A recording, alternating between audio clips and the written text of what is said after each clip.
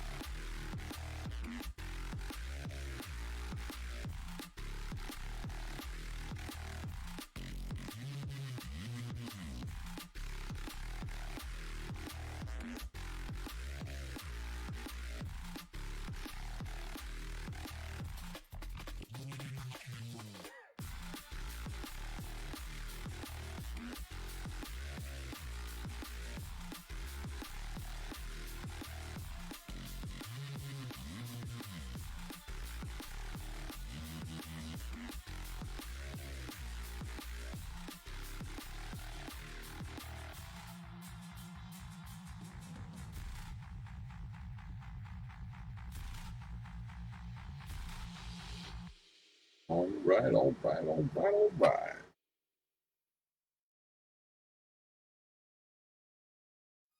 Here we go. Hello and happy Friday, everyone. Ladies, gentlemen, and everything in between. Welcome to the next installment of our little hobby hangout here. I am, as always, your host, Wes. I am happy to be here today. We had ourselves a pretty long week. It was a hot week. Gross most days at work. I'm not a fan, but we made it through in one piece. Real tired. Didn't sleep well last night, but got in a little bit of a nap this afternoon, so I'm about as fresh as I'm gonna be. And I'm here to get some hobby done. So hope y'all are comfy and cozy and ready to get this ball rolling. I hope everybody else out there had themselves a good week. I hope you're looking forward to a good weekend. I've got some friends that are on vacation coming up this week, so I hope that's a fantastic time for you as well. And let's see. Oh yeah, I think that pretty much. I don't know much else for intro stuff for the day. I managed to get in a little bit of a bonus stream early in the week. So that was kind of nice, a little unexpected for me, and any opportunity I have to kind of jump on, and even if it's just for like an hour or two. Like, I mean, this is a 2-hour stream, so I guess an hour or two is not too far off from the usual. But there you go. So tonight, I have a couple of things planned. Over the last couple of streams, I've been working on this guy right here. Let's see if we can get cameras to focus. Shazam. Hello, camera? Team? Hello? Anyway, Games Workshop's Wight King. And I got started on him a couple of weeks ago now, and I've been kind of chugging along on him, and he's pretty much good to go. I think we did the bulk of the work on him with the last Friday stream, and then I worked on him a little bit on was it Monday night? I want to say it was Monday night, and then. Monday night was when I did the little bonus stream, by the way. So, technically speaking, the vast majority of the work on him has been done on stream. So, there you go. So, we're going to finish him up tonight. I think I'm, like, mostly happy with where he's at. I realized I forgot to do some work on his sword. So, I'm gonna finish off his sword, and then we're going to get some basing stuff down. And if dry times are on my side, then we'll get the base entirely finished up tonight, and then he's done and dusted, as it were. Hello, Paul, and hello, Mandy. Welcome to the stream. The other plan for this evening, and this is going to be the bulk of what we're doing today, is I have another batch of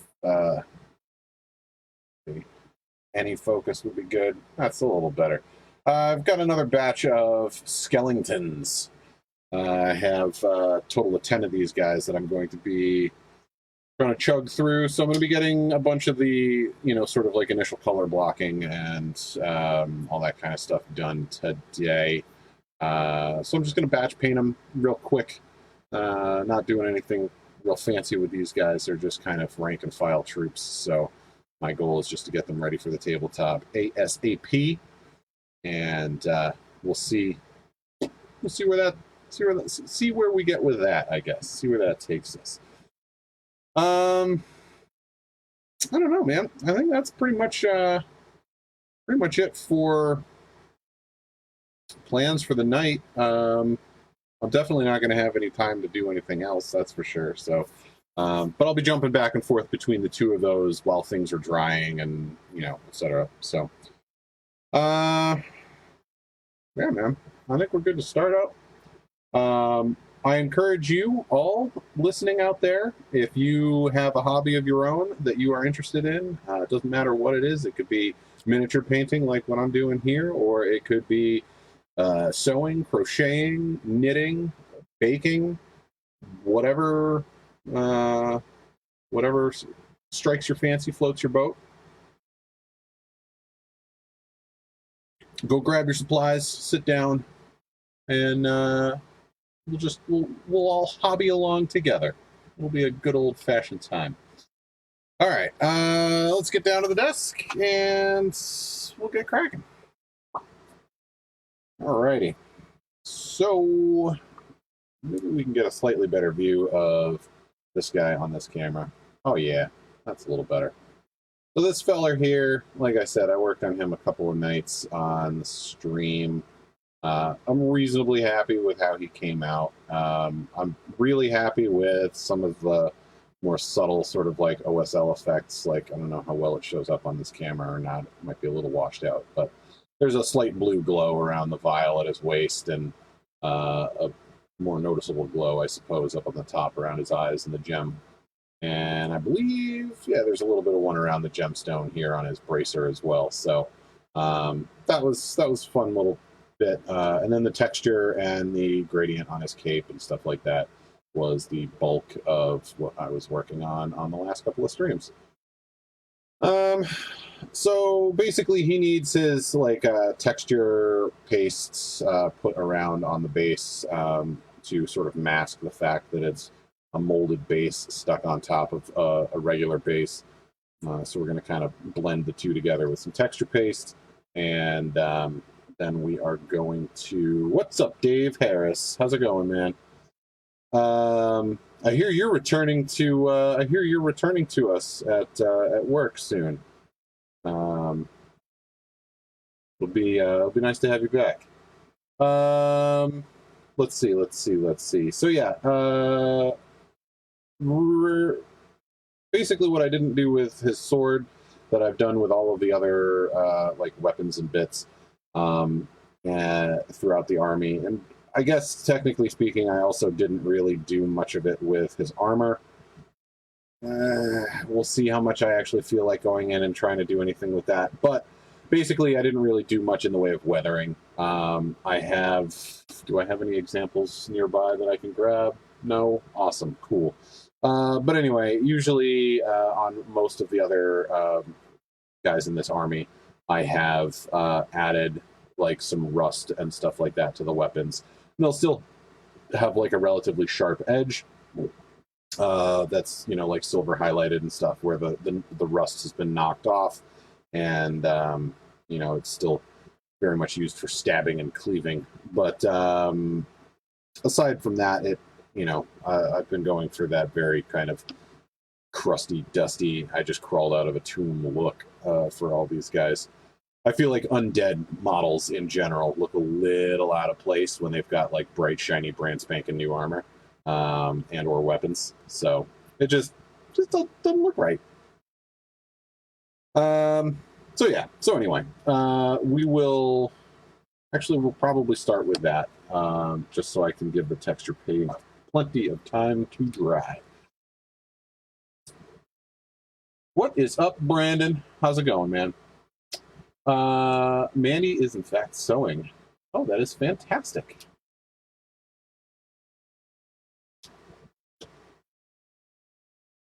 Well, I wish you the best of luck with that.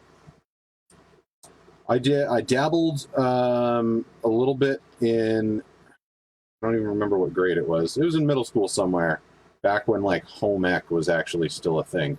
And I think I made a pillow, and that was about the extent of my sewing experience. I have since like poorly stitched together a few things as needed, and repaired some clothing whenever I've torn something, added patches to things, etc.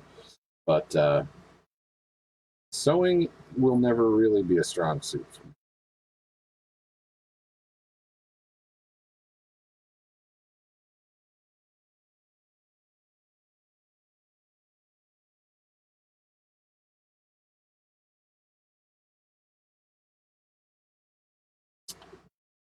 This is a texture paint from Games Workshop, the Citadel paint range. It's, what is this, Sterling Mud.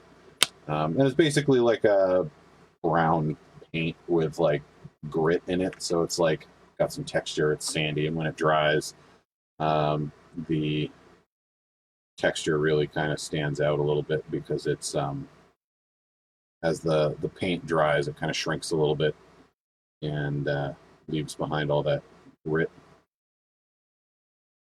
But and then you can throw some washes over it to accentuate any of the depth and stuff that it leaves behind, and dry brush over the top, and that picks out all the little highlights, and then you're pretty much good to go. Oh, I also just noticed now that I did not finish the skull on the base at his feet. So I will add that to my list of things that need to be done on this guy before he is absolutely 100% done.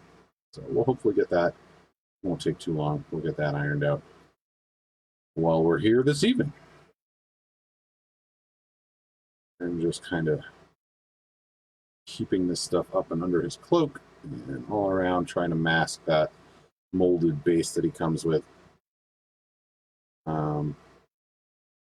Kind of interesting. The molded base that he comes on is like actually like a round base like this. I forget if it's the 25 millimeter or the 32 millimeter size that it comes on, but it's a. Oh, actually, no, it comes on a square base. I'm sorry, from the old Warhammer Fantasy Battles days, and I think it's one of the smaller, like I don't know, 20 mil square bases or whatever those were, and the trick is, because it's a really nice like scenic base, it's got like, I don't know how well you can see, but tucked up under his foot is like a little tombstone that he's like propped his foot up on, and there's a skull and some rocks and all that other jazz. And, so it's just like really nice characterful, you know, sort of base stuff. But, you know, the base is all wrong for the current version of the game. So I basically snipped up the side of the base and then around the perimeter to take off like the bottom lip, and leaving just the sort of detailed textury bit on the base, and then glued that onto the appropriate size base. And then now I'm attempting to blend the two together. So we'll see how well that works out as time goes. Yeah, the common project was pillows. It's true. I actually hung on to that pillow for a fair few years, and then I couldn't tell you what happened to it. I think it finally just met its end somewhere along the way. But it lasted a while. So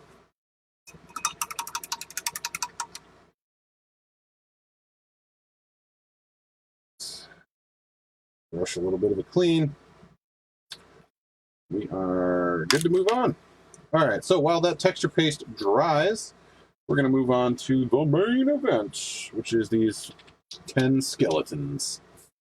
So I'm going to go ahead and take them off their little movement tray. And we are going to start to bring these guys to unlife. Those. So the way I do bone is it's actually pretty simple, and the end result I like. There's a few different ways to go about it. Depending on what you base coat the bone with, you can get a slightly different effect depending on what you use to, like,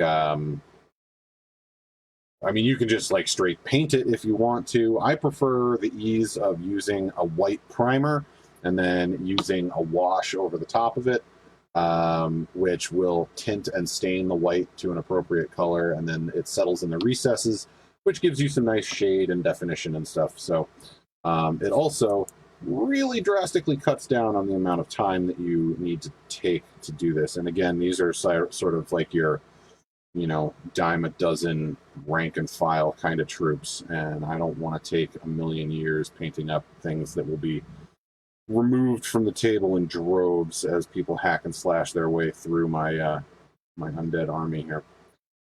So this in particular is Seraphim Sepia is the name of the paint, and it is a sepia wash, so it's sort of like a light brownish color, which I think works quite well as a base tint for the bone. It's actually not too far off. A while back, the Games Workshop and the Citadel paint guys came out with their contrast paints, and they have one simply titled Skeleton Horde, which, oddly enough, is a really nice color for doing skeletons. I know that seems pretty counterintuitive given the name Skeleton Horde and all, but yeah, it's not bad. I've never actually used it because I just haven't really felt the need. This particular technique works pretty well for me, and that's good enough. So we're just kind of giving this an all-over bath of this. And, you know, honestly, the other thing, too, is that it does, like, the result that it gives you is not different enough from doing this to really warrant, like, going and buying a whole separate new paint for it. It doesn't, you know, do anything that this doesn't already do. So, all right. Make sure we've got a nice even coat here. Get it into all the little nooks and crannies. Make sure his little fingies are done. There's knee there. All right. See, nice and fast. There's one. Moving on to number 2. This looks like the unit champion here, as unit champion-y as he is. Now, I already have several of these. As most, you know, as maybe you can imagine, an army is built up largely of its rank and file troops. And what skeleton horde would be complete without a skeleton horde? So I have been working on these guys for quite some time now. I have, I think, 30 more of these guys that are done. So this is going to make 40 when these 10 are finished.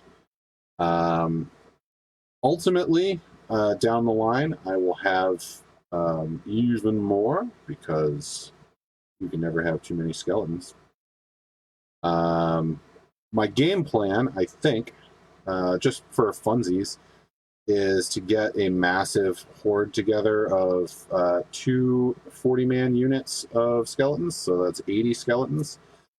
One of the 40-man groups is going to be, the majority of the rest of my skeletons are all spearmen. And the difference there is they have, at the sort of the word I'm looking for, the downside of spears to swords is the spears have a worse chance to hit, but they have an additional inch range, so you can get more attacks in at any given time. So anyway, my goal is to have one group of 40 as spears and one group of 40 as swords. The group of 40 as swords will likely be broken into two smaller 20-man units because the swords tend to be better in smaller units because of that lack of range.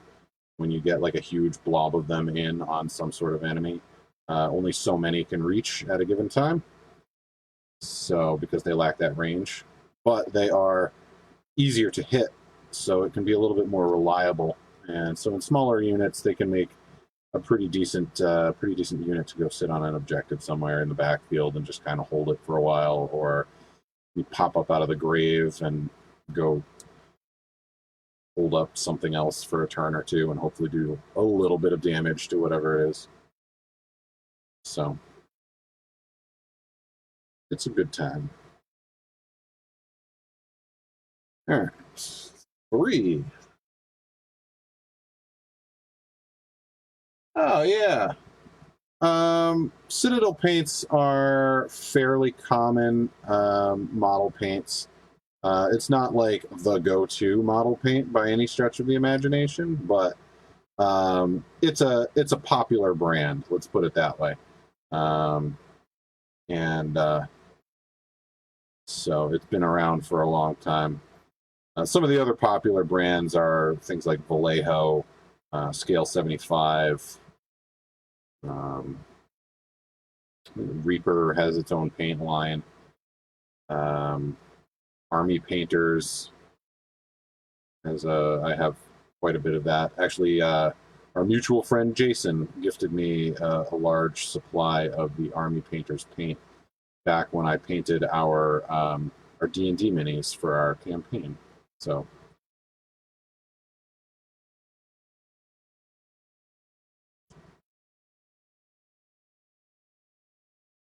oh geez, I'm not even remotely in frame here. Whoops. Now this is perhaps one of my favorite steps in the painting process, because in no way, shape, or form does it require me actually being neat. I'm just trying to make sure. My only goal right now with this is to make sure that I get good coverage on the bone. And if I get any on anything else, it does not matter, because it will all be painted over with something else. And that is very freeing and liberating in a sense.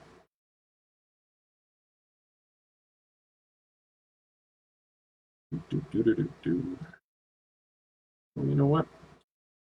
We didn't put on music. Let's do that. All right. Pump up the jams. So my ongoing quest continues to find a playlist that I like for these streams that won't get me flagged for copyright. I have picked up like a bunch of playlists on Spotify that all claim to be copyright free and like, you know, royalty free music and stuff like that. And every single time I've used one, my video gets flagged either by Facebook itself. In fact, my stream on Monday, Facebook actually kicked me off of the stream because I was playing music on the stream that was copywritten, which I thought was a little weird, because it's not like I can monetize that in any way, shape, or form on Facebook. And yet, Facebook felt the need to boot me off. So, I don't know. Thought that was a little weird. I wasn't a super fan of it. Especially since it was like right in the middle of my stream and I had to like get back on real quick and try and fix everything. But yeah, like YouTube, like every time I upload these videos to YouTube, those videos inevitably get flagged for something. And essentially all it means is that I can't monetize those videos, which realistically I'm not trying to do with these anyway. So it's not a huge issue, But it is a little annoying that even though I'm trying to use non-copyright music that is compliant with the, sort of regulations for YouTube, they still manage to flag me every time. So, teeny tiny hemming stitches. That does sound focus intensive, let's say.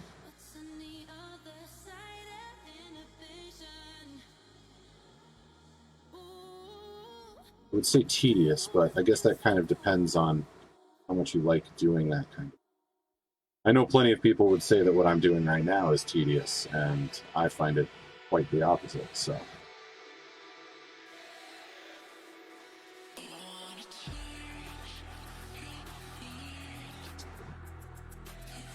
I am certainly not here to yuck anybody's yum.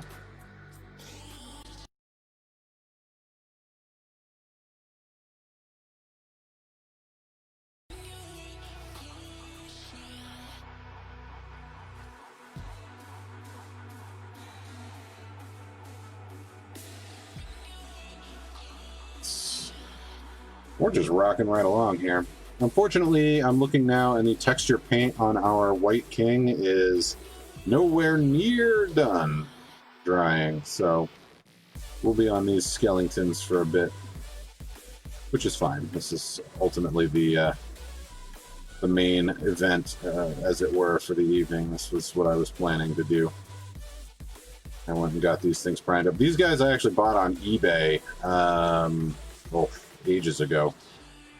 And so they're a bit of an eBay rescue. The paint job, like, they had been painted. Let me rephrase that. Some of them had been painted by the previous owner, and they had not been painted well.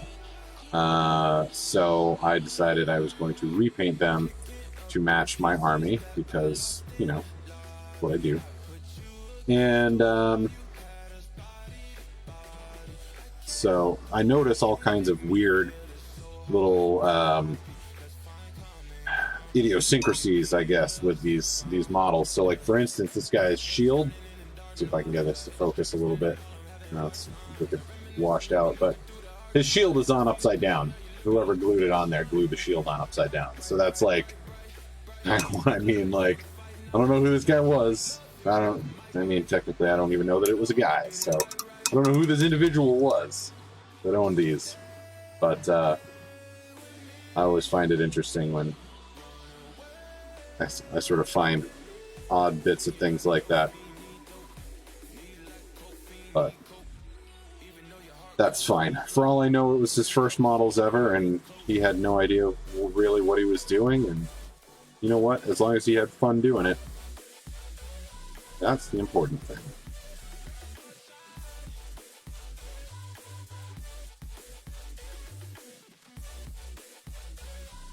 I am having fun fixing it.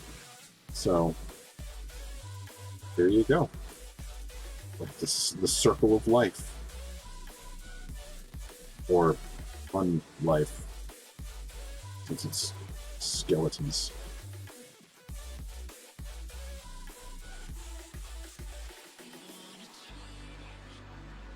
Now, I mentioned that there's like other ways to achieve a similar effect. Sort of at the top of the show here. One of which is using, if you wanted to try doing this in a similar method, but getting a slightly different result, instead of using a white undercoat as I did, you could very easily use sort of like an off-white beige undercoat, and that would be a good start as well. You can also use a different colored wash. So if you wanted to use like a darker brown wash into the recesses, it gives the skeletons overall a warmer, sort of, I guess, dirtier appearance. But the look and feel I'm going for with my army is that they are in a cold, like Arctic environment, sort of. So the way I see it is it would be very sun bleached, and I don't want that warm quality. Whoops! Don't want that warm quality coming through in the darker warm brown. So this is sort of more along the lines of what I'm going for, I guess.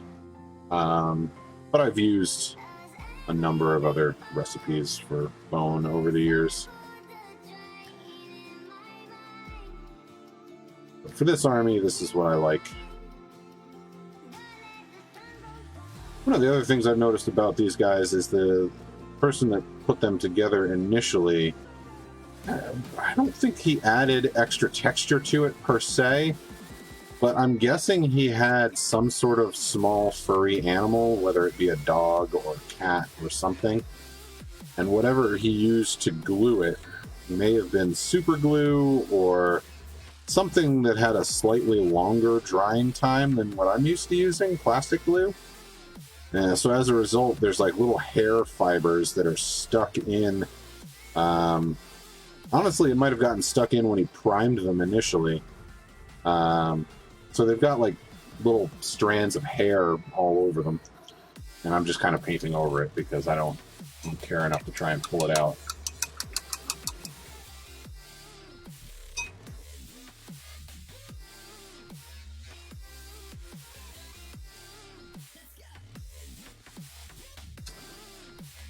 All right, so all 10 have been washed in this, so we can go ahead and set that back. Oh, actually, let's see, what are we doing on this guy? You can see that the paste on the bottom is still very shiny. I did put it on very thick, so it's going to take a little bit longer to dry, no doubt. And so we're going to let it sit for a wee bit longer. And one of the nice things about batch painting, especially in a larger group like this, and I say nice things, I am not generally a fan of batch painting. It's something that I've dabbled with a fair bit because, you know, I tend to do armies that have a lot of dudes in it. So, you know, it's technically speaking, it does save a lot of time when it comes to painting, but I find it less rewarding because, like, you almost get like I don't know, like a dopamine hit or something like that. Like, there's like that rush you get when you finish a model and you can look at it and you get that little shot of joy that just says, "Ha-ha! I finished the thing I was doing." And then you can set it aside in the done pile and just look at it and go, I did a thing. Well, when you're painting them all at the same time like this, they all kind of finish at roughly the same time, but it, like, you don't get those like little bits of satisfaction along the way. So it can seem a little bit more daunting, I think, as you sort of go through the process. So I don't know.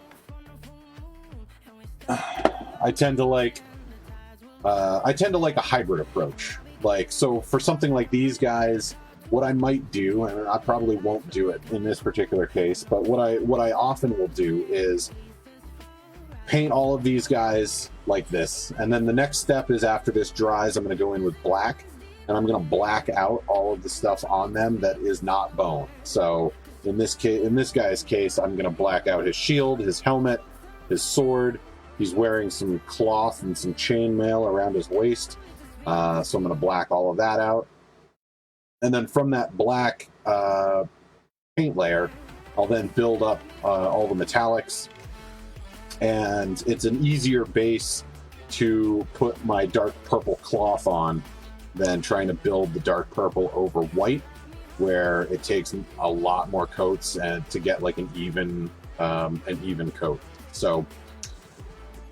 But anyway, what I'm getting at is, like, I might do all of the base coating in a batch paint style, and basically do, like, you know, all of the bone in one step, all of the blacking out in another step, blocking in any colors from there. So doing like metallics, all the silver metallics, all the purples, stuff like that. You know what I mean? Like do all of that across all of the row. But then when it comes time to do like the finer details, like leather straps and, you know, like all the little bits and bobs, I'll just pick up one dude and paint that guy to completion, set him aside, paint the next guy to completion. So like you get through the bulk of the work fairly quickly, and then all that's left is like the small things that don't take too much time. And so you get kind of a mixed result that way, I find. So I like it. Anywho, so before I move on to anything else, I still have some work to do on the bone. So we did the first step, which is the wash. Or I guess maybe that's technically the second step, since the first step was the white primer. Now we are going to switch over. I'm going to grab some fresh dry paper towel here, because I don't want to get my brush wet. We are going to do some dry brushing, people. We're going to dry brush these guys with a couple of different beiges. We have this one here called Screaming Skull from there we go, Screaming Skull from Citadel, which is like a light beige. And then we have Pallid Witch Flesh, which is wow, this light is just bleaching everything out. There you can see a little bit of color in that one now. So this one here is a little bit like beigeur, and then this is more of just like a warm-ish off-white. And I know I mentioned I wanted these guys to look cold, but because this is so near white, it has a much colder finish to it overall, I think. I don't know. Than like if I finished with something like this. Like this has a lot more sort of like yellow in it. So I don't know. Anyway. All right, so we've got our paper towel. We're going to grab our dry brush of choice. And this is one of my favorite dry brushes in the world, or at least that I have used in the world. And it is, in fact, a makeup brush that I bought at Ocean State Job Lot for like $1 or maybe $2. But anyway, it's cheap. That's the important thing. I have not seen them since I bought this, so I'm hoping that I can keep this for a good long while because I'm quite fond of it. And if I come across any more like it when I'm there, I will snatch them up at some point. But anyway, so we're going to start with our middle sort of color here, this sort of yellowy, creamy beige color, and we're going to put a little bit on our dry brush. We're going to scrub it into our paper towel here until the vast majority is gone. We want just the faintest hint of that paint still on the bristles. Test it on the back of our thumb to make sure it's like good. And then we're just going to start to scrub this all over the bone. And what this is going to do is rub off any of that pigment that is still in the bristles onto the bone itself. And I'm using just little circular motions here. And the little pigment is going to catch on the raised bits of bone specifically. So the recesses are going to stay darkened by that wash that we just applied. And you're still going to get sort of like a middle. Let me see if I can hold this guy up next to, say, one of his undry brushed brethren. Let's see if we can see the difference. So this guy is lighter in color now than this guy overall, but still maintains the same basic like undertones, and still has the same sort of like shading as the other one does. So this is sort of a very quick way of speedily highlighting these guys. And then this even lighter color, I'll basically be following the same process, but what I like to do with this one is just do a top-down motion and make sure I get like the tops of the skulls, tops of the shoulders, things like that. So it's basically the light that's reflecting down. I don't know. Again, I think it just gives it a nice effect, all told. So we're just going to generally scrub this on here. We're not going too rough. We don't want to, like, the harder you push down, I mean, first of all, sometimes these models can be a little bit on the fragile side, so you don't want to scrub too hard as you might break a piece off. But also, the harder you scrub, the more likely it is to stick on all of the flat surfaces and get into some of those recesses that I don't want it to get into. There are some instances where I do want that, but they're usually fairly few and far between.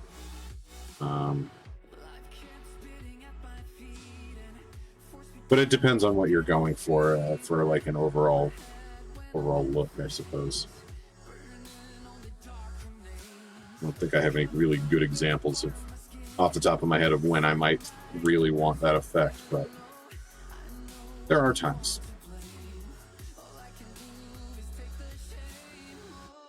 I know I've used it a lot, I think, when I'm doing terrain mostly. And I really, like, I only want, like, the deepest recesses to be, you know, a color, and I want to make sure I get all the flats and stuff like that to be whatever color I'm dry brushing. Then I'll do a heavier dry brush. All right, my coffee is definitely getting cold by now.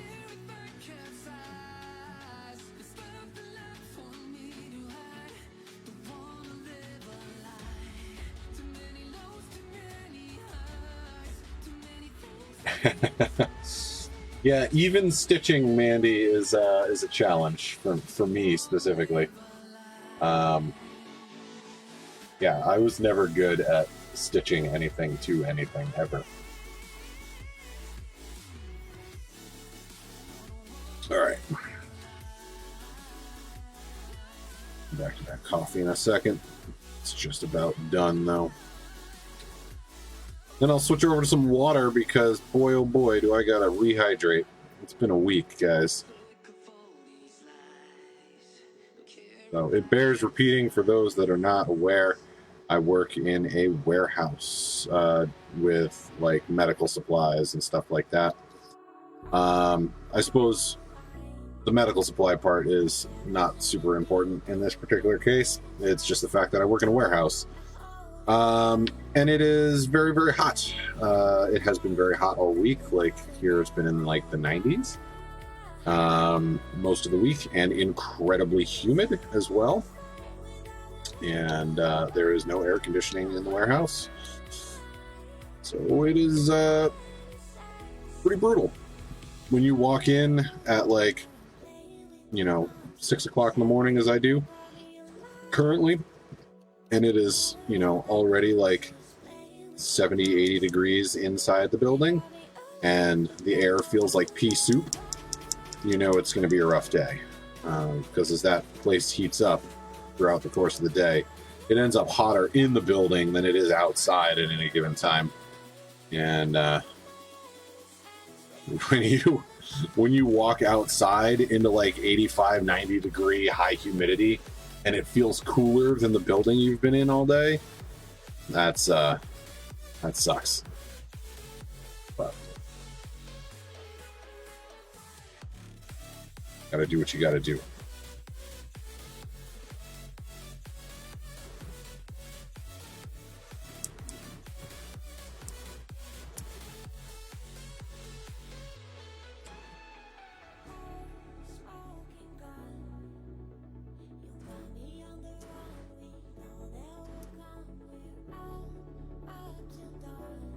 All right, so we're just working our way down the line here.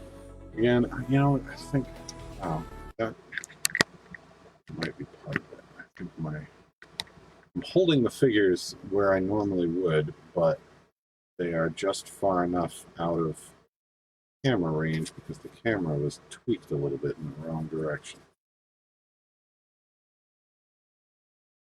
Happened. Is it there?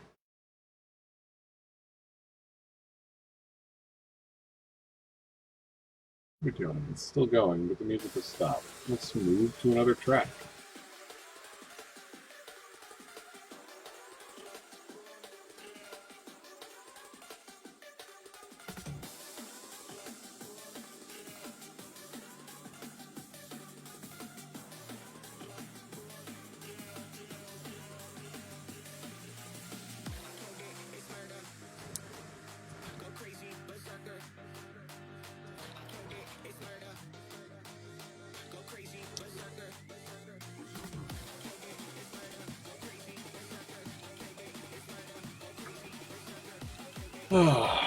So here we are, another Friday, working on some more undead.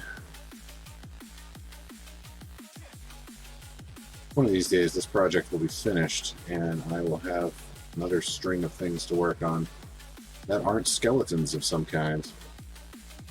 Although I guess technically, was it no, not last week, week before, I don't remember. Recently, we'll go with recently. I did work on some ghosts on this on the show here, so that's technically not a skeleton. Though it is still spooky.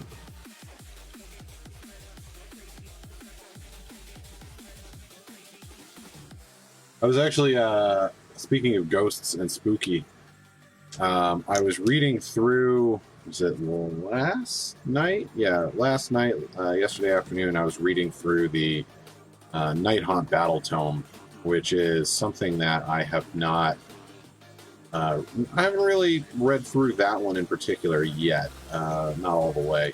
So I decided I had some time and I was going to break it out, and whoops, oh no. There was a little bit of wash still wet in that one. Got into my brush. No! Get out of there. Anyway, what was I saying? So I was reading through the Battle Tome, and I really like the way that GW Games Workshop writes their Battle Tomes. Like, the wording that they use is just so evocative and, like, descriptive. But they use, like, all the right words that just paint this beautiful picture in your mind's eye of just exactly what it is they're trying to get across to you. So, like, when you're reading through the lore section of the Night Haunt, like, they're just... I feel like I should break it out and, like, read an excerpt from it at some point. Maybe not right now, maybe not tonight, but if that's something that people would be interested in, is me doing some reading of lore stuff at some point, I'd be happy to, but just don't know that anyone really cares that much. But it is super interesting, to me at least, and I love the way that they write it. It's just very, I don't know.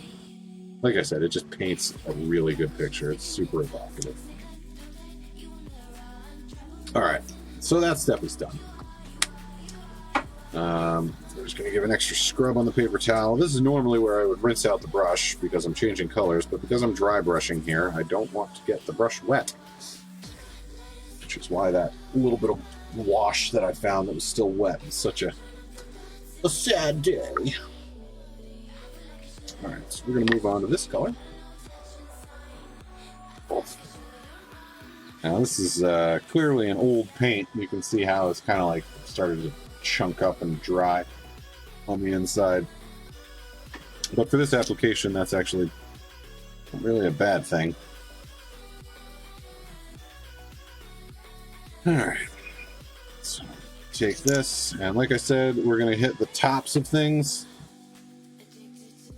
and then we're just going to brush down on everything else, just to give sort of that zenithal lighting approach. So across the tops, just so that that's a little brighter, and then everything else is just straight down.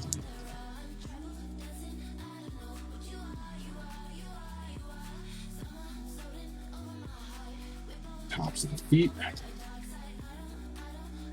Okay.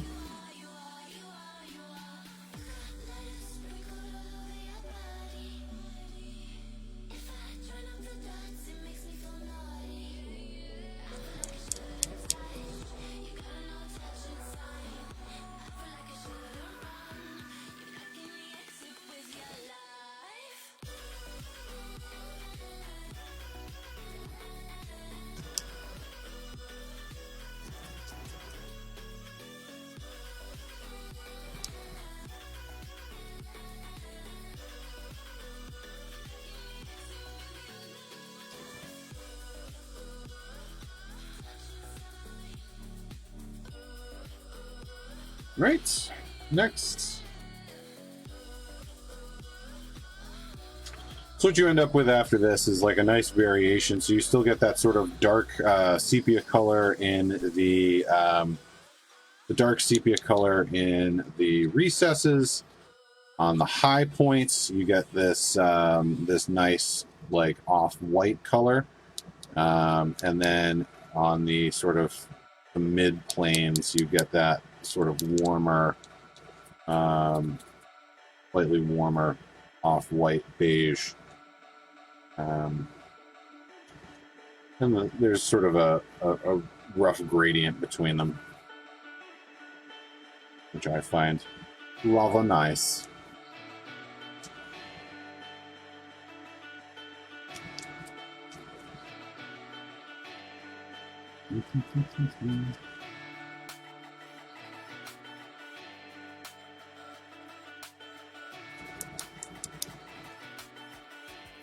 Always important to get the faces.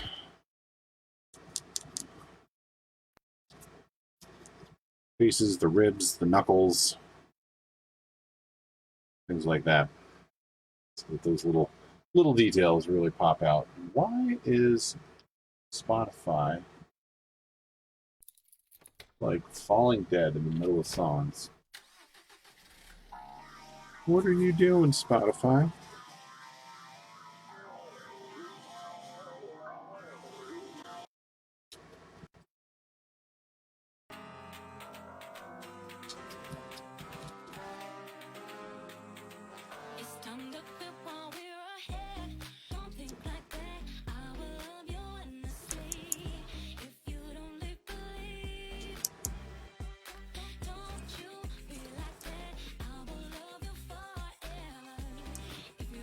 My other issue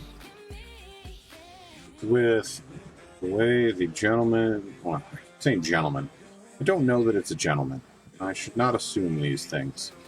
The individual who put these together, they made a subtle mistake, and that mistake is only noticed by those like myself who are trying to paint these things.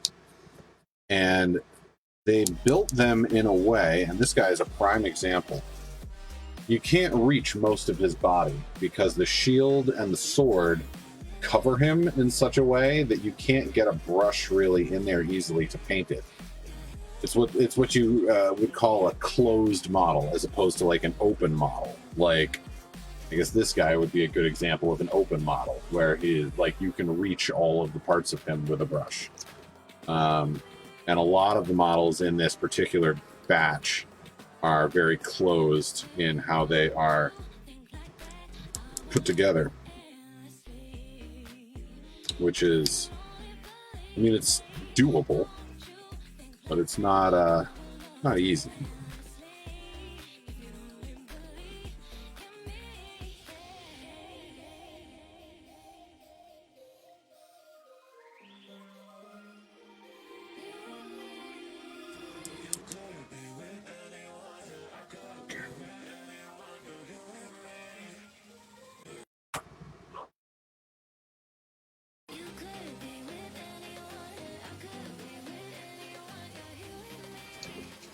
Making a pretty good pace through these guys, though.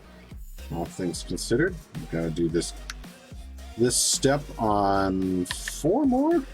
So we've already got 6 done to this point, and then the bone is done after this. Like, done. You've seen how easy this is so far. Like, this is not delicate or, difficult by any stretch. One of the reasons I like painting skeletons is you can kind of, to a certain degree, kind of turn your brain off and just kind of go. Nice and easy.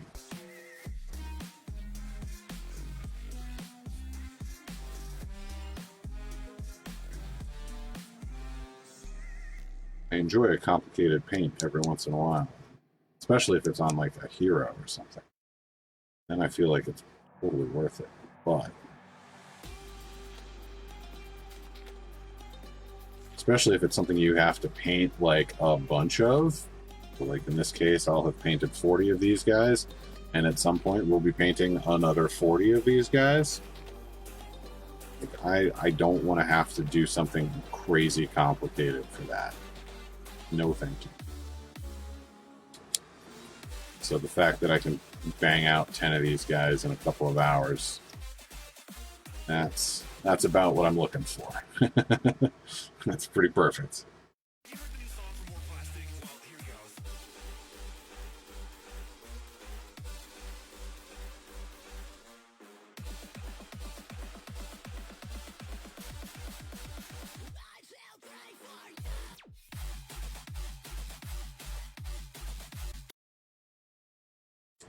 Come on, Spotify. What's your deal, man? What's your deal, bro?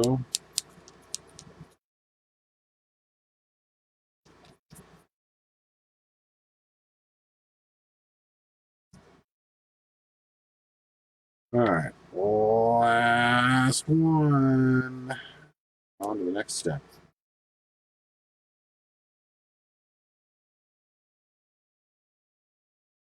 Do.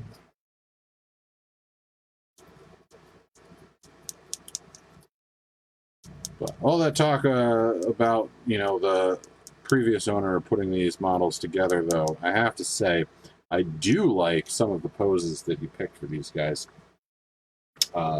Not necessarily things that I would have thought to go with, but at the same time, most of the guys I've done have been the spearmen instead of the guys with the swords here. So, I also haven't gotten to mess around with their poses in this way, but they were for models that are not super dynamic naturally, like their legs are all pretty much in the same position, they're all marching forwards. He managed to get some very interesting sort of action poses out of some of these guys, which I appreciate. So, and those also tend to be some of the more open models as well, the ones with, you know, they're like swinging a weapon or, you know, like blocking with a shield or something like that. So it meets my other criteria of things that I like. And well,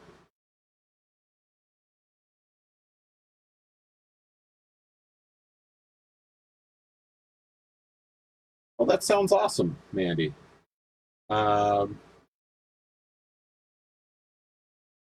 Was it the, I wonder if it was the Griffhounds. Was it the Griffhounds? I know he had a bunch of those that he was doing for a while. If I can. On here.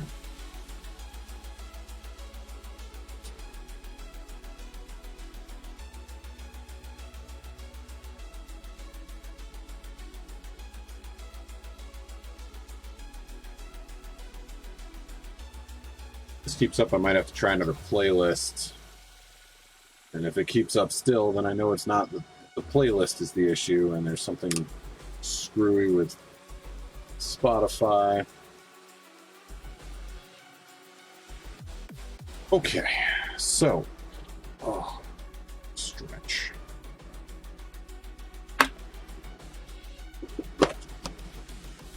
We're going to crack open the wet palette. We are going to dive in. Now, what brush do I want to use? While I contemplate that, I'll drink the rest of my coffee.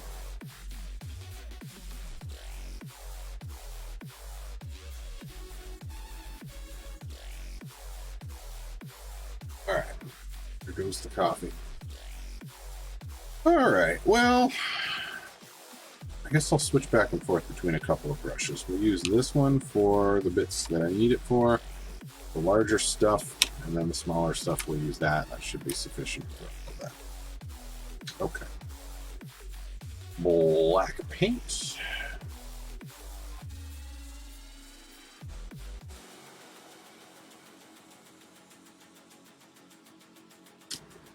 Ah, I see.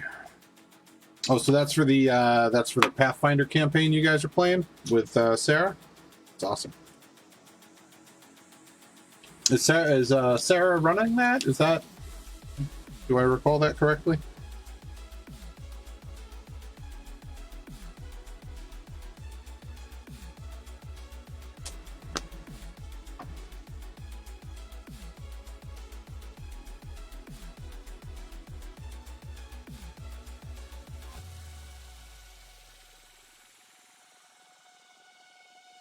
All right. So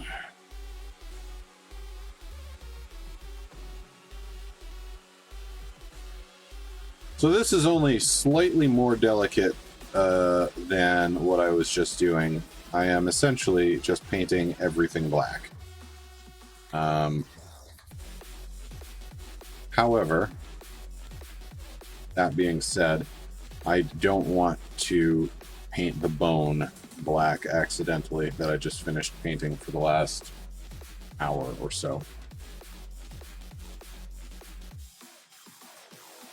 So very carefully, I am going to skirt around the bone. And this is where I sort of curse the individual who put these together in such a closed manner, so I can't really get a brush in there easily.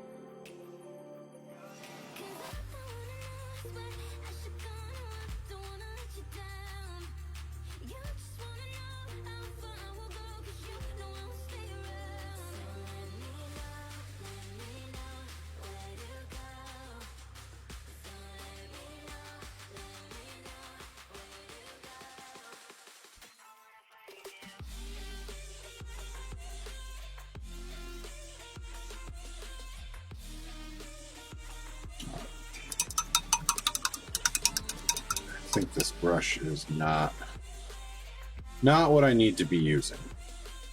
I was hoping to use a larger brush to get through this quickly, but I don't wish to risk ruining the bone that I've done thus far. We're just going to switch to a slightly, well, it's actually, I guess, a much smaller brush, but still decent for this application. So.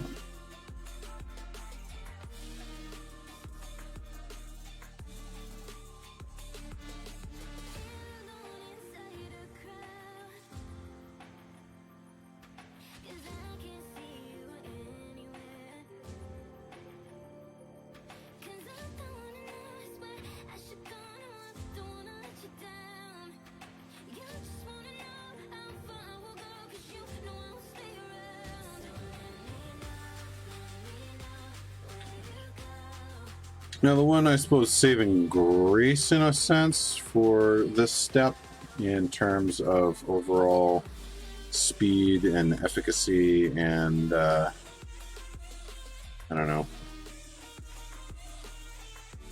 tediousness, I guess, is I don't need to get a super, like, thick, like, coat. Like, it needs to be even-ish. But if it's like a little bit see-through, because it's not like, you know, it's only like one layer thick and, you know, not crazy good coverage over the white, like I don't have to go back in and get it like good and truly like black. Like I can just, as long as it's got this one coat on it, whatever else I put over the top of it is probably going to be just fine. And realistically, that's what I'm worried about. And that's the whole reason I'm doing this step, because I'm coming in with purple, like a dark, rich purple after, for all of the, or at least a good chunk of the cloth. And then obviously using like metallic silver and stuff like that for the metals and all that good stuff. So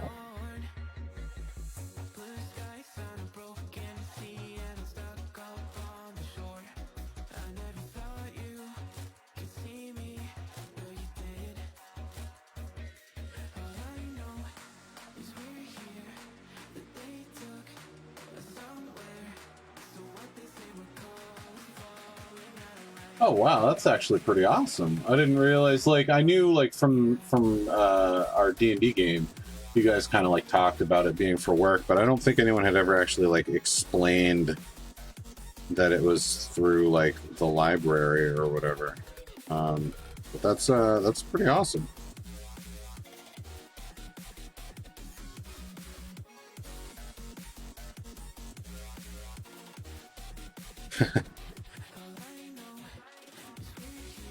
I find it kind of funny how we wound up with so many librarians in the group. Apparently that just kind of dawned on me.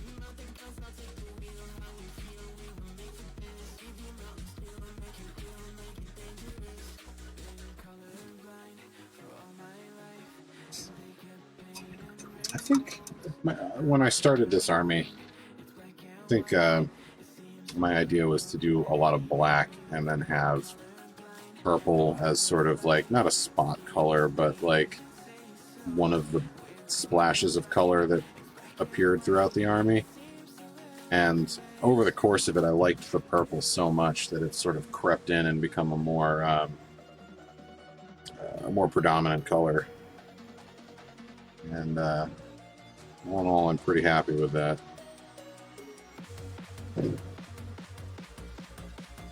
I feel like if I did an entire army of just like skeletons wearing black, it would be real boring, not just to paint, but just to look at.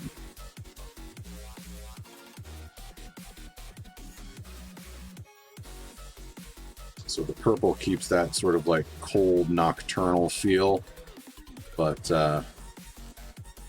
does so in a way that actually gives it a little bit of life and color.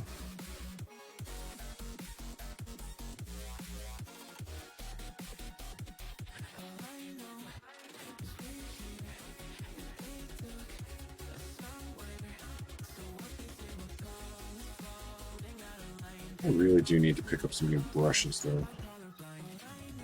This was one of my go-to brushes for a long time, and it's starting to show. It's just not holding a point like it used to. I try to take pretty good care of my brushes.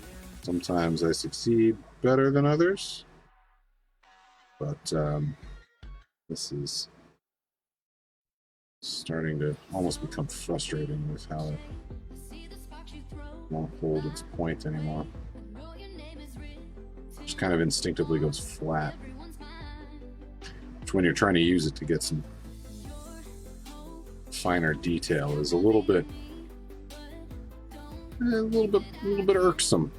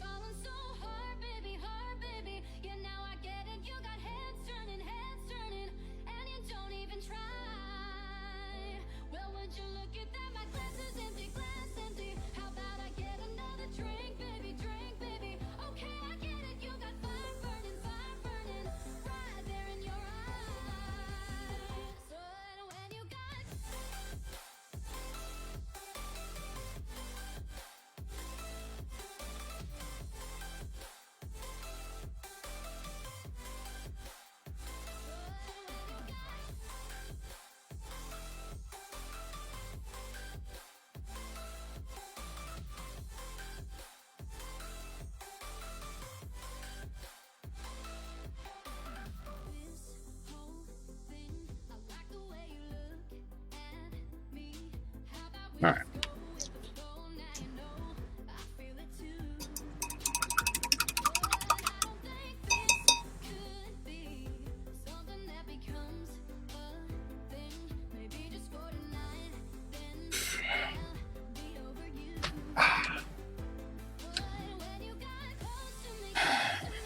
miss a comfortable chair, too.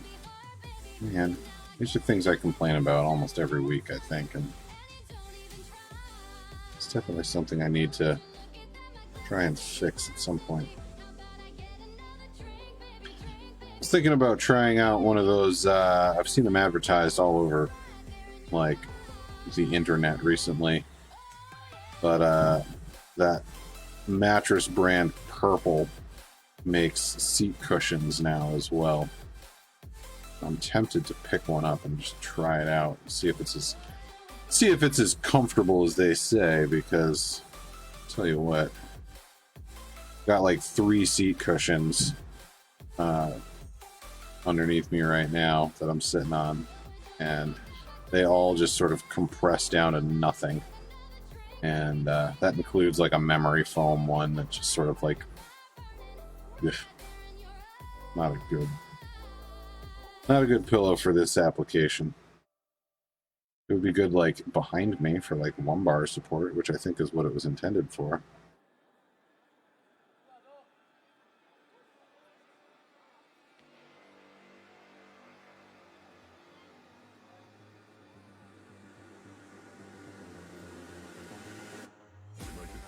Some form of control still, making our constant binary choices and voicing our equally shallow opinions more loudly or quietly.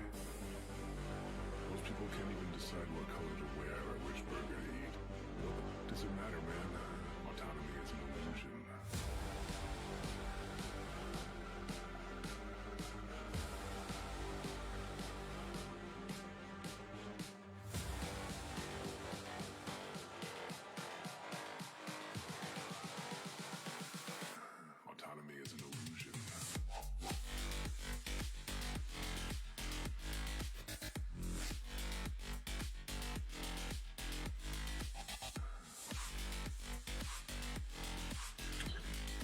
You know, all things considered, I don't think I mind this playlist too much.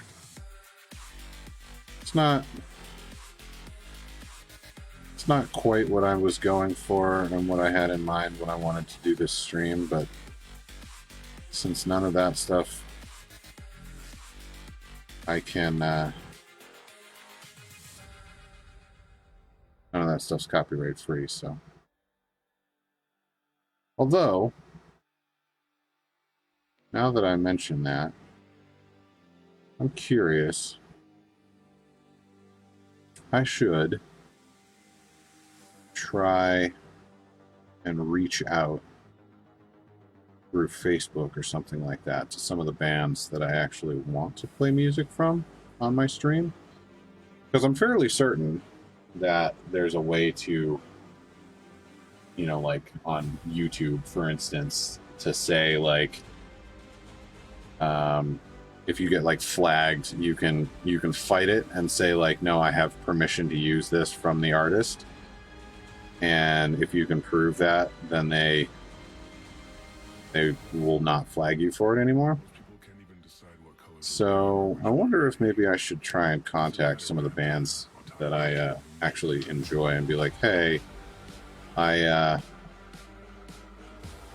a fledgling streamer and would like to, I'm a big fan of your music and would like to use it in some of my streams. I'm not monetizing them, so I'm not trying to get any money out of it. I just don't want to get flagged and get the videos taken down. And maybe, just maybe, they'll say, sure, go right ahead. That would be my hope, at least. And if not, I'm no worse off than I am now, I guess. So what's the harm, right?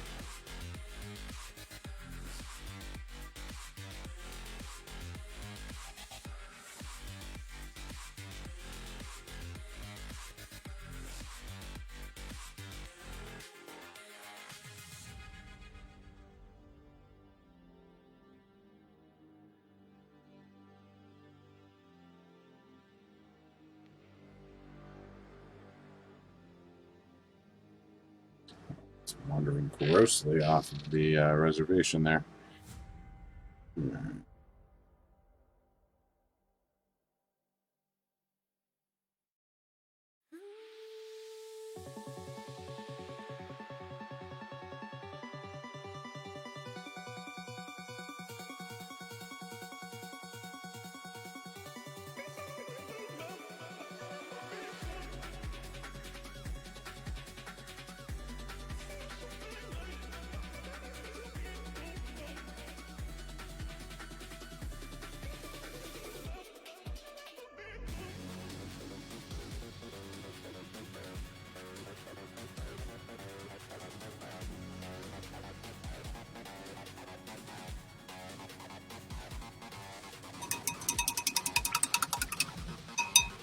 think I reached a point with these models too.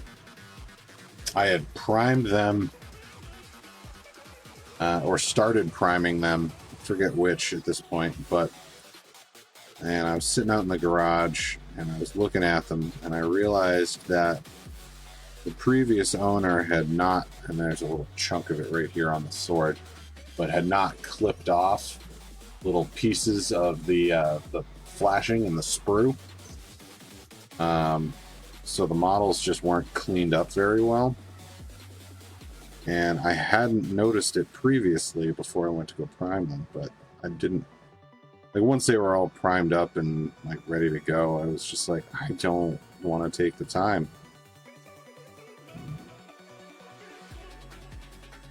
You know, they're, as I keep mentioning, they're just like rank and file troops that are gonna die almost as quickly as I put them on the table.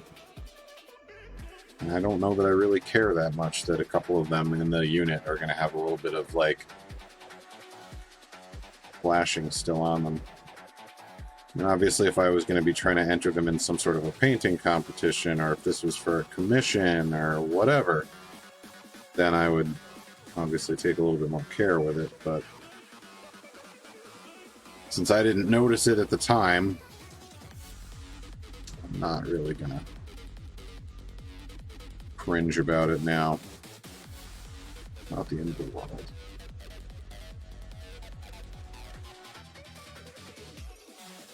But that being said, I do wish I had noticed it before I had primed it, because I absolutely would have taken the time to do it then.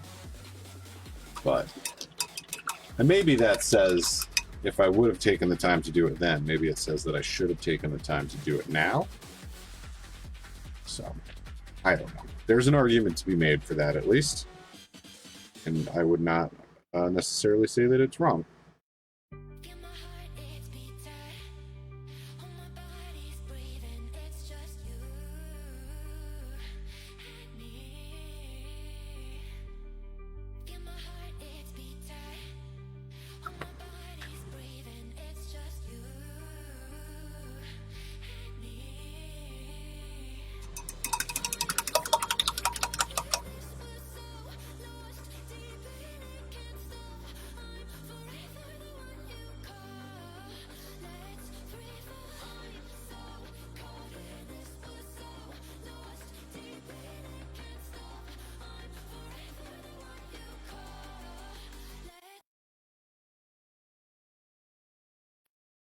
Really.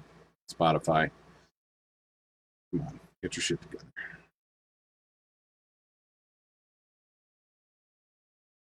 All right. Let's try a different list, because this is getting...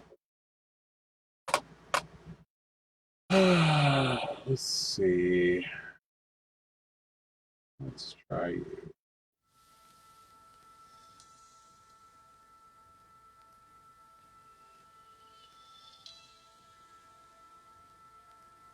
See if this has the same problem. Hopefully it does not.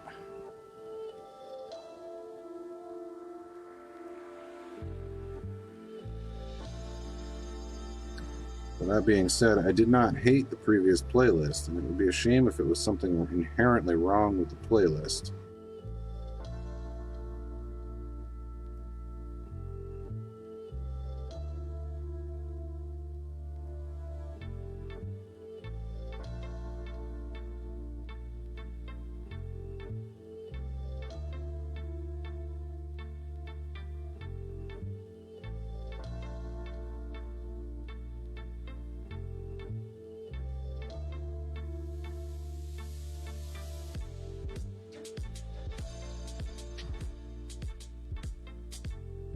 I'm really struggling tonight to keep things in camera frame. My apologies, team.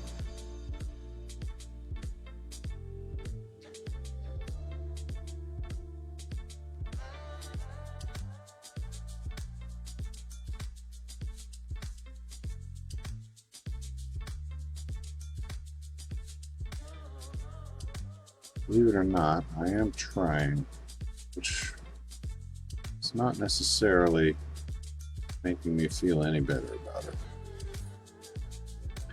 I'm trying to keep it in frame and doing as poorly as I am. You.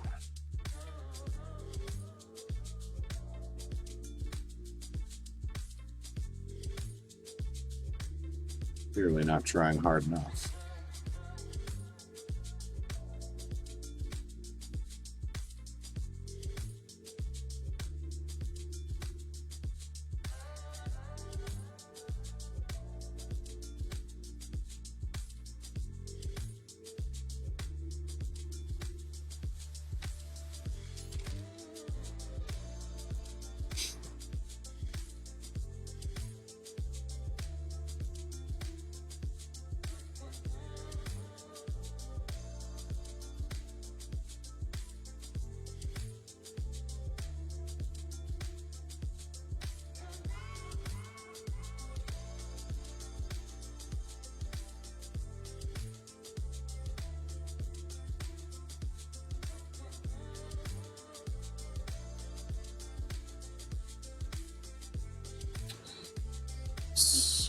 We're rocking right along on this guy.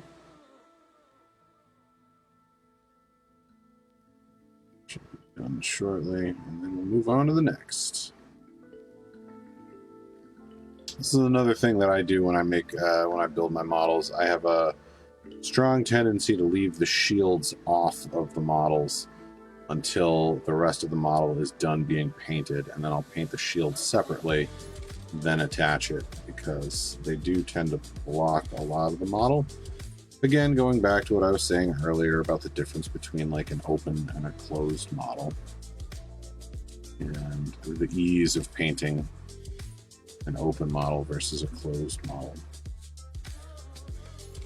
So when the shield is sometimes so prominent and leads to a closed model,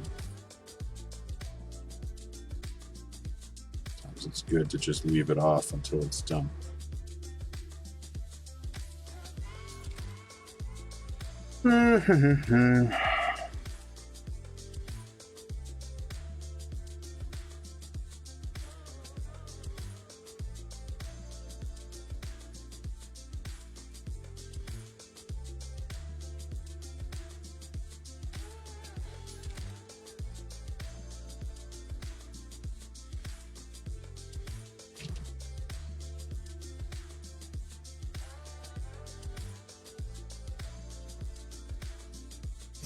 All right, I think that's good enough.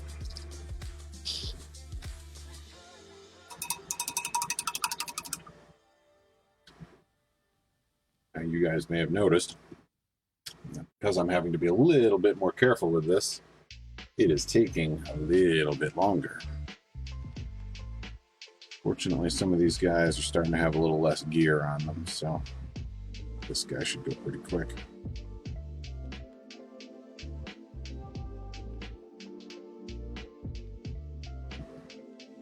Obviously, the more stuff they have on them, the longer it takes to paint all that stuff black. Which actually is another thing that, like, the difference between myself and whoever built these, I tend to intentionally pick the pieces that have less stuff because I know it will be easier and quicker to paint. So, for instance, I do a lot of bare skulls without helmets because, you know, you can just dry brush the head and be done. Or you have to take the time and black out the helmet and then go back in and paint it with metallics. So, I like to, when I'm building a model, I like to build it with the painting in mind, because I know in the end, ultimately, that is what I'm going to be doing with it.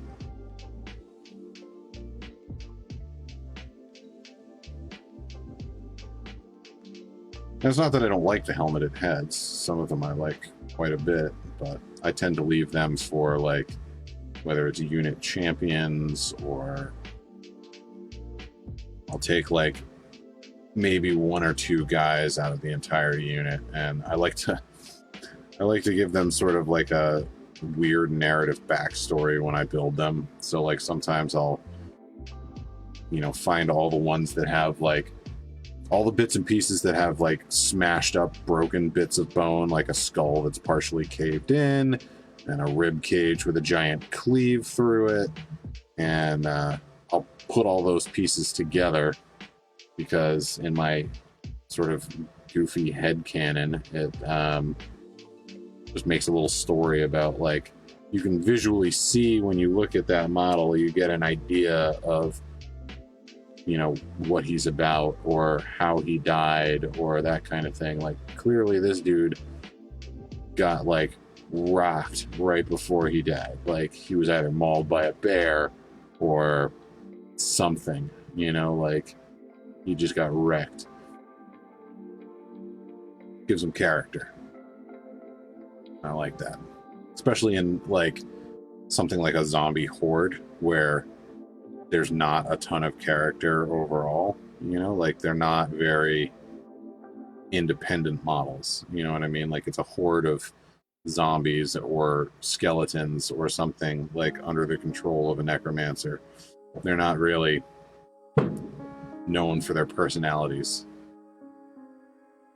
All right, so that guy's good and done.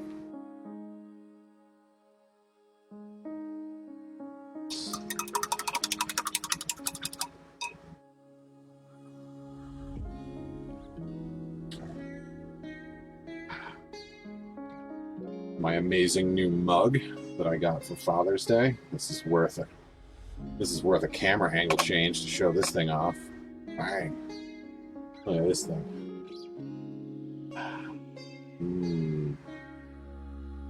Nice foreign mug.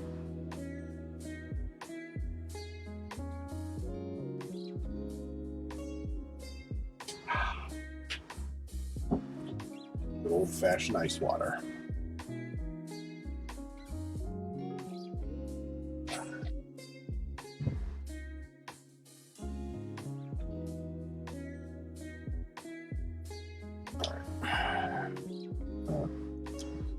Shuffle these guys around a little bit.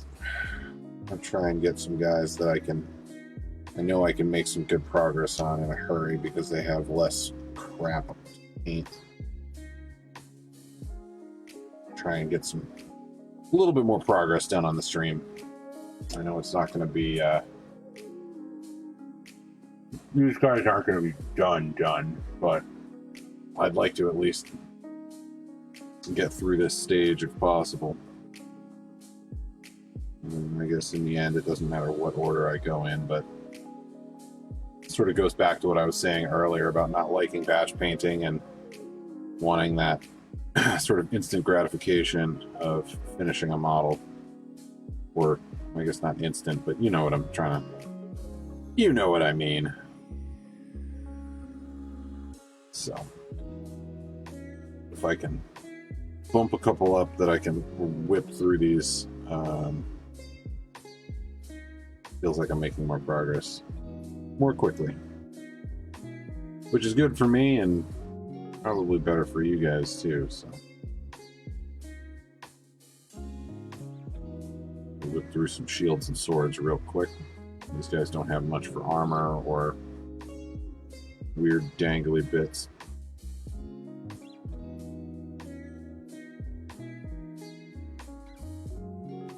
I do like this guy's shield. He's got like an old wooden coffin lid for a shield, which I always thought was one of my favorite bits from this particular kit.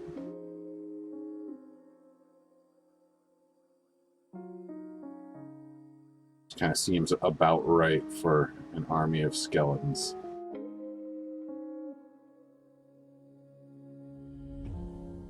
Dude jumps up out of the grave, says, "You know what? This'll do. Go kill some humans. Get them, boys." Yeah, mic check, 1, 2. Let's get them, bro.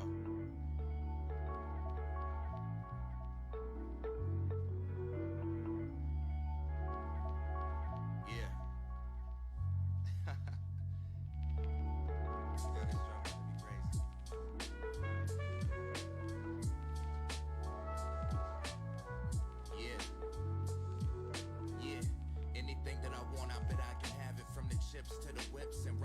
precious fabric. Young king with dreams of his own. I show greatness. Lyrics lifting spirits up. Got them feeling weightless. In spaceships, I write scripts for those who need strength when people want to oppose you. Ain't nothing new, that's just the shit that we go through. Be prepared, cause we share the highs and lows too.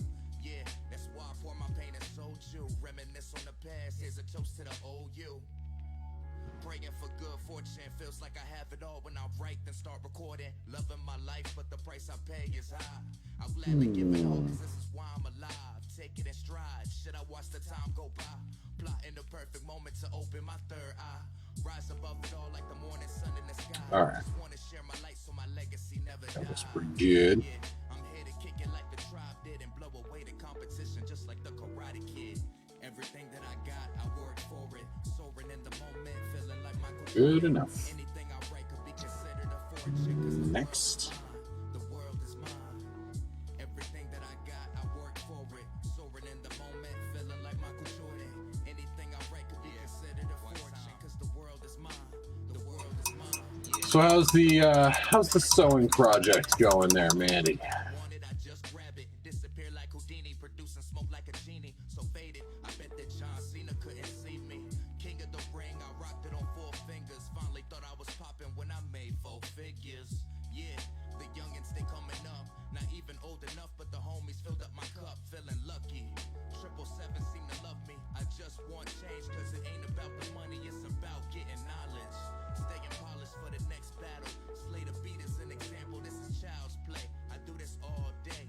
Producing food for thought, I clear the whole plate. Stakes is high, I die before I throw in the towel. Keep it moving, cause giving up just ain't my style. Do you feel that? Your boy Kenji's back.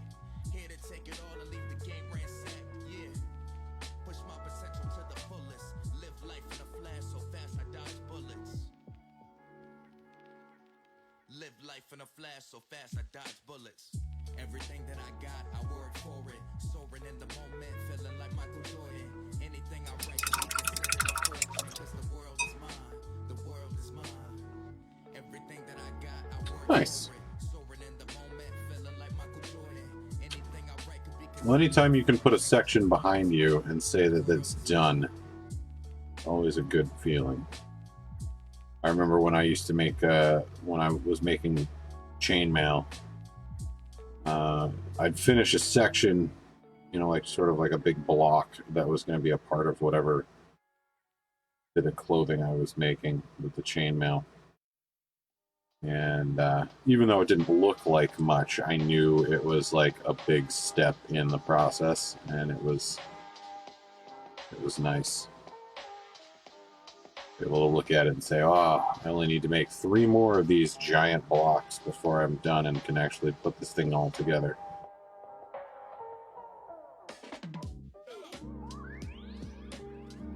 Which, in a way, that was sort of like the batch painting equivalent for chainmail.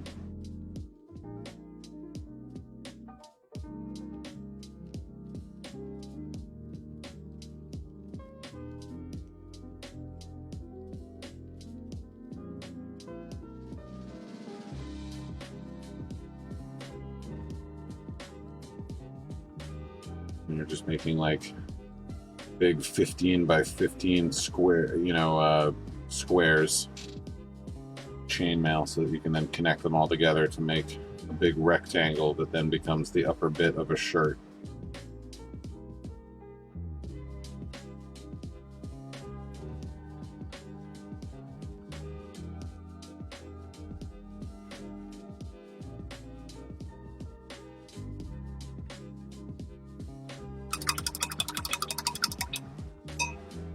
Oh, that's cool. Well, I certainly wish you luck in that.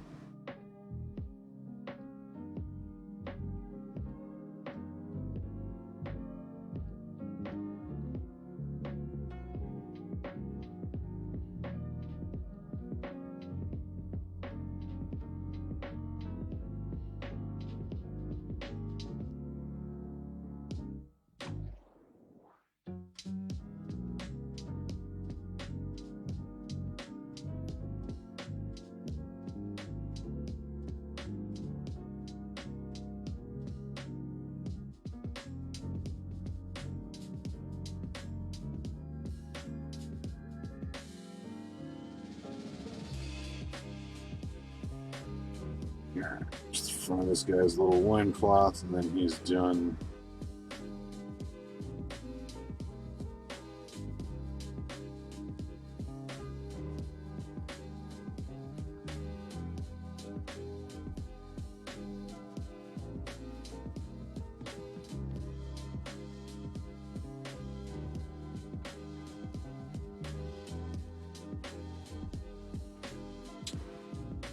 Good to me.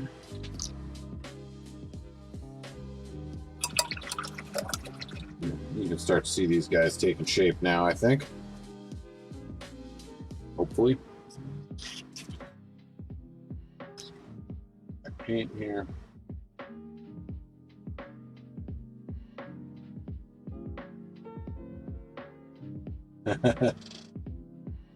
Yep. Yeah, it's funny how chainmail has a lot of sort of similar techniques and qualities about it to other. I mean, like, realistically, when you think about it, you are making like a garment. You know what I mean? Like, even though it's not made of cloth, it's still a lot of the same principles apply. But yeah, I would like make like a, I don't know how big it was, but just like a, like one rectangle, and I would figure out roughly how many of these rectangles I was going to need. And, once I made enough, like I would make, like, let's say 10 small rectangles that would then get joined together to make one big rectangle, and I would need 4 of those big rectangles. So I knew I would have to make, 40 of the small rectangles in order to, you know what I mean? So you just kind of break it into pieces, and as opposed to sitting down and trying to just, essentially weave a chainmail shirt from one ring to a finished shirt. Just kind of take it in manageable chunks until it's all done. And then at the end, you kind of piece it all together and hope it fits, so you don't have to take it all apart again like I did, and then, add or take away a bunch of rings. And boy, oh boy, that was fun. And then there was the time I decided to take it apart and add sleeves, because I had made like a chainmail vest initially, and I decided I wanted a shirt, so I was gonna, add sleeves. But that was like a huge process in itself. I had to like research a bunch of crap for that online and figure out how to like design the sleeves to make them like wearable and comfortable. And that was a process. Oh, my tailbone is like numb right now. Oh, I think there's really much I can do about it. Just the way I'm sitting. Hope that does the trick.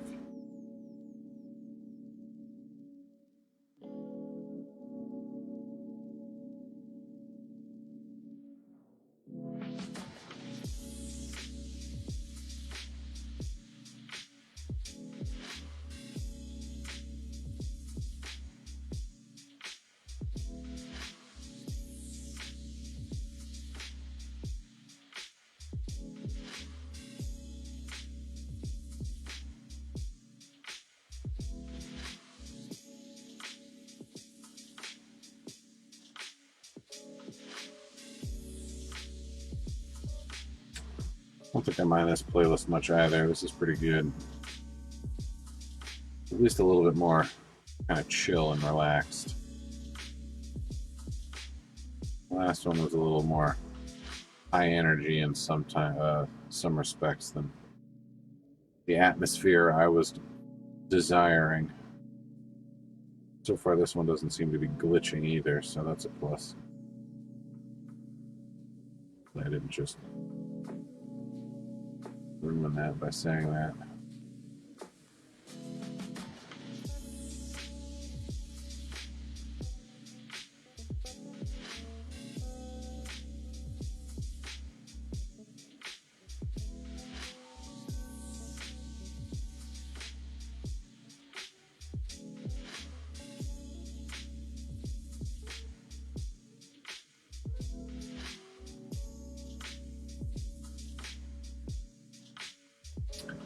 one of these days, soon, hopefully, in the next couple of weeks, I need to get myself to Lowe's. Hey, I wonder if I could do it this weekend, in fact. Take the old Lowe's credit card down to Lowe's and go do a little bit of shopping. I need to get some stuff. I wanted to get some a couple of brackets and some PVC pipe to make a mount or a jig that goes up and over my desk, sort of out of shot of the camera, hopefully. But the idea would be that it would be something I could mount cameras on, and potentially, if it's something that I can use, like if I can adjust the size of it and make it something that I can like detach from my desk, like just loosen up the brackets, leave the brackets there, but loosen them up, take out the rig, and then my gaming table, I want to be able to mount cameras up and over that as well, so I can have them pointed down at the table to record battle reports on. And that's something that I've wanted to sit and figure out how I'm going to do for a little bit now. So I feel like it's time to start putting some effort into that, because I'd like to have those start filming by the end of the summer. I'm hoping to have something up for that by then, but I have done like nothing to really get started on that. The only work I've done in that regard, while this whole sort of lockdown thing has been going on, is I've actually finished building the gaming table, and I stained it and got it essentially ready to go. I mean, that's a big step in and of itself, but I need to mount just some simple metal U brackets on it so that I can attach some pipe to either side, and just basically a big rectangle of pipe that just sort of goes up and then over and then back down and then just gets bracketed onto either side of the table. But then onto that I can use a clamp or something like that to clamp onto the pipe, and then hang a camera from it just pointed down at the table, or in this case onto the desk.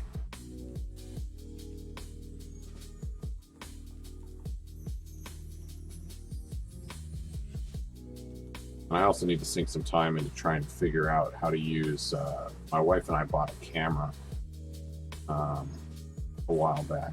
It was a couple months or a month ago, something like that. Month and a half, 2 months. I don't know. I lose track. But anyway, we bought a nice camera. And the idea was that I was going to use it for streaming.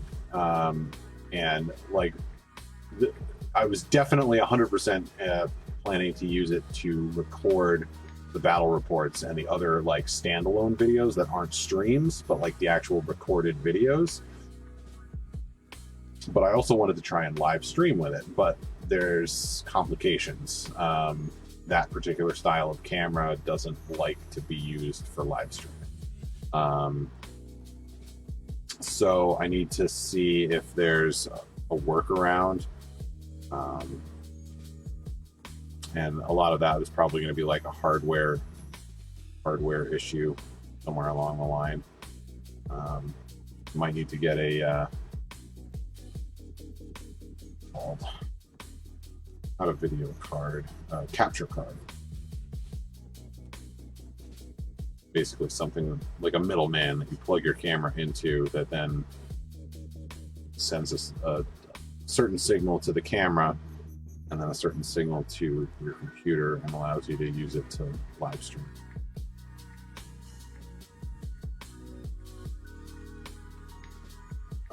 But before I go and buy one, I want to make sure that it will actually work for the camera that I have. And if it does, great. Pick one up. I don't think they're that expensive.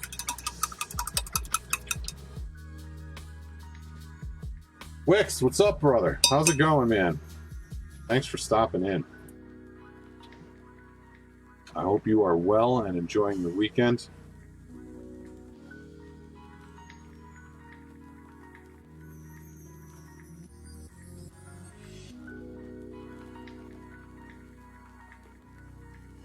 I am painting skeletons today.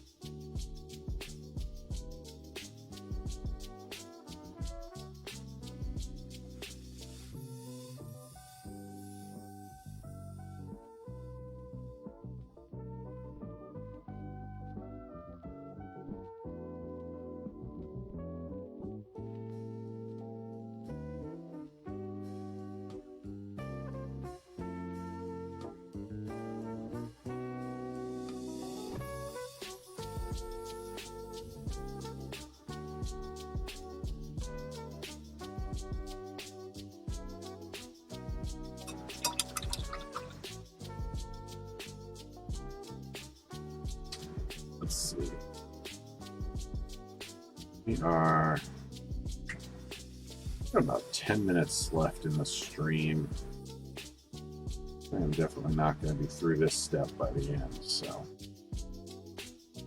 it saddens me a little bit. I was hoping to get a little bit more done, but I knew this was not going to be a super quick project either. But I've gotten a fair amount done in the time that we've been here.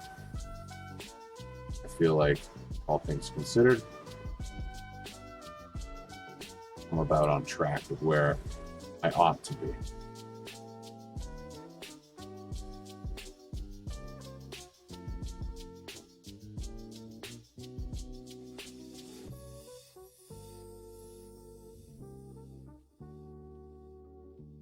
I always have a tendency to overestimate the amount of work I can get done in a given time. Oh yeah, we'll finish this project, we'll move on to another one. Nope. I'm going to be stuck on the first project for a while. But that's alright.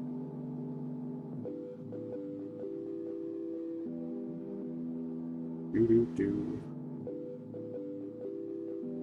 Do-do-do. Do-do-do.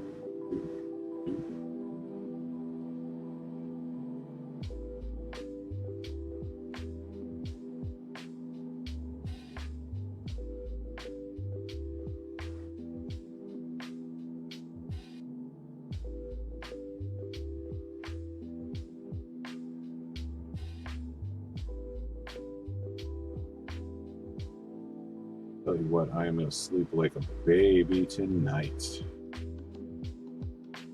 I am mighty tired.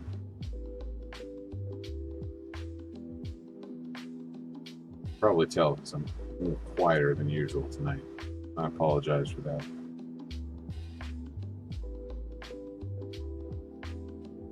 Got about 4.5 hours of sleep last night. Was up at 4 a.m. for work. Worked all day, came home.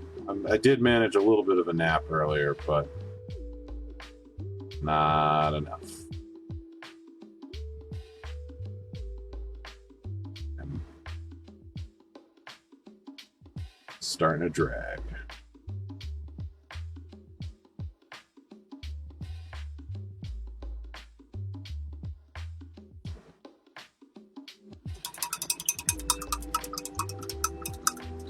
Yes, indeed. Starting to drag.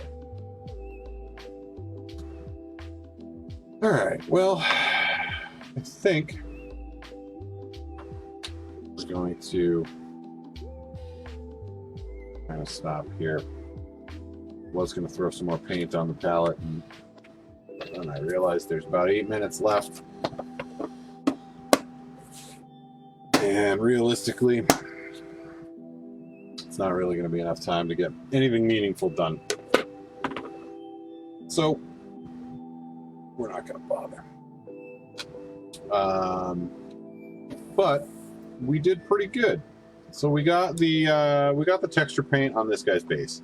Admittedly, that I probably should have tried to do this afternoon so that that part was dry. It is still drying, and we'll probably I'll just leave it overnight. And then tomorrow that'll be good to go for finishing up. Otherwise, we managed to get, let's see here, 7 skeletons. We got all 10 of them, so that the bone is painted in essentially its entirety. And then these 7 here have been blacked out, or at least mostly done being blacked out. I think this guy, excuse me, team. I think this guy here with the banner, he's got a little bit more work to be done, but I was running low on paint and just didn't feel like putting more on the palette yet. So, but yeah, he's going to need to be finished up, and then the other 3. And my goal is not a big goal either, but life with a 2-year-old is such that when I'm home from work, I don't often have time to work on this stuff.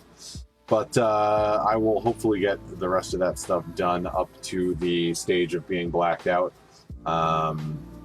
for next week's stream. And then when we start up, then I will be slapping some actual color on these guys and starting to bring them to life. So, excuse me again. All right, so we're gonna switch on over here. All right, so I appreciate you guys coming and hanging out with me for the last couple of hours as I work through these skeletons a little bit, try to get them up to the point that they're at now, and so hopefully we'll get them situated. I mean, I don't know. Once this blacking out stage is done, like I said, this tends to be some of the more time consuming. But hopefully the rest should go fairly quickly. Oh, my goodness. Team, I'm wiped. I'm tired. All tuckered out.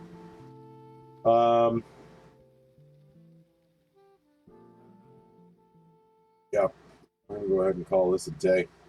So yeah, thanks for coming and spending some time with me. I hope you all had some fun and enjoyed.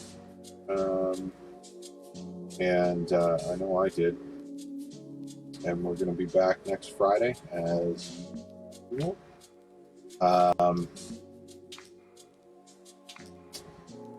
There was... Oh, no. No, yeah, I'll be back next Friday for sure. Same time, 9 p.m. start Eastern.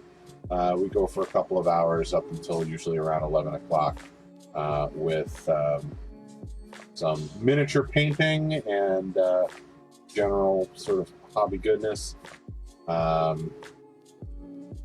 So next week we will likely pick up with these guys and keep on plugging. And we'll see. We'll see what happens. I may, I don't know.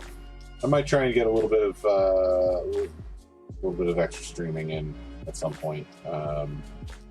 But we'll see what the weekend holds for opportunity for that. And chances are during the week is usually no good because I've got work and you know, as usual, I'm up early, which requires that I usually go to bed early. And in the interim, hanging out with my family, taking care of my daughter, all that kind of stuff. So, working with what I got for time. Anywho, cheers, Skull. It's been a good stream. Again, thanks for hanging out, and I'll see you next week. Take care of yourselves. Never forget Black Lives Matter, and you know, be good to one another. Oh, and I think it's still Pride Month, so it's worth mentioning Happy Pride. Always worth mentioning that. Anywho, that's it for me. My brain is slowly turning to mush as we speak, so I'm out and I'm going to bed. So, peace. Have yourselves a good one, and take care.